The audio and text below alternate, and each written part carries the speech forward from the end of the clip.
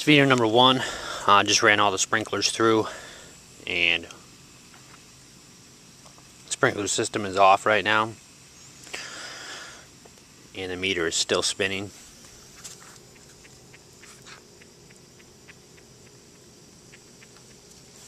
And I did notice this sprinkler head over here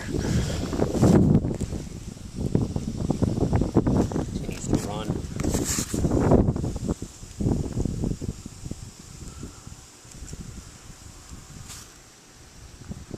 And there's quite a stain on the ground here.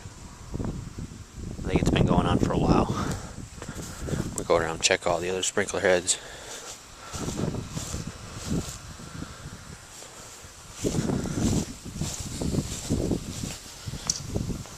That's video 2.